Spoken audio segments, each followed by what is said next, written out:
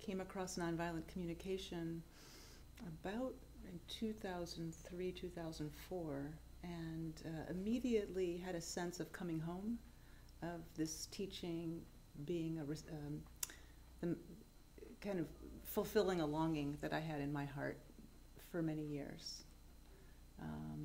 A spiritual hunger, a hunger for connecting more deeply with people in their wholeness, from their hearts. And I went weekly into the prison into San Quentin and taught there, and they taught me while I taught them.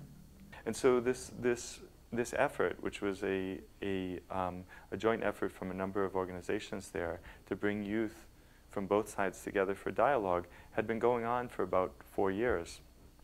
Empathic Listening Street Team project. It's basically a volunteer coordination and encouraging people to get involved, employing their passion for nonviolent communication in service to the community. So I talked with her for about 15 minutes, and she was having some difficulty with a legal negotiation that she was wanting some support around.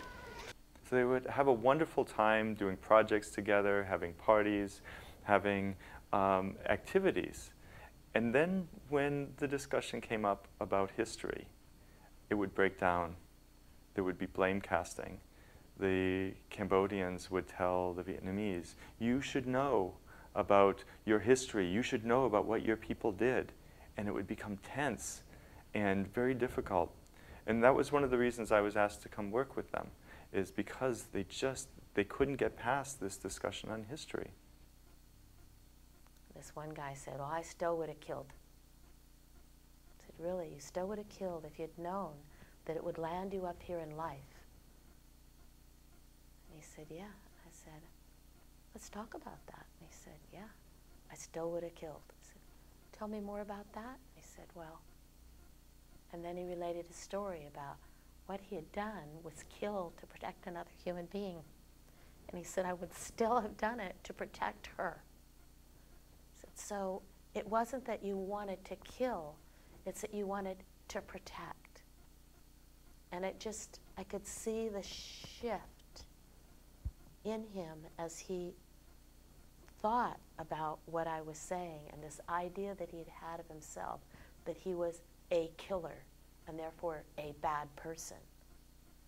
And to get this idea that actually he was defending and protecting life was just a whole new way of looking at himself. So we went into a role play, and I invited her to play the role of a Cambodian. And I would play the role of her and would listen to her and respond with empathy and understanding to whatever she wanted to say. And we started this dialogue, and she started blaming me for all of the things that I should know about the history and what my people did. And each time she did that, I just responded with empathy. I connected with the things that she was expressing that were important to her, with the pain that she was carrying about what she's heard and believed, and found some opportunities to make some authentic expressions about how I might feel in receiving that. Even when you can connect, even in your heart, even if it's not with words, even in your heart, and be able to see this other being as trying to create something of their own, being connected to the life within them and their needs, it shifts the way that you look at them, and it shifts the way that you interact. And she was thanking me for listening to her, and I was just amazed because I was like, no, thank you, because I had a chance to really connect with myself through connecting with her. I got the pleasure and the joy of connecting with him in that way.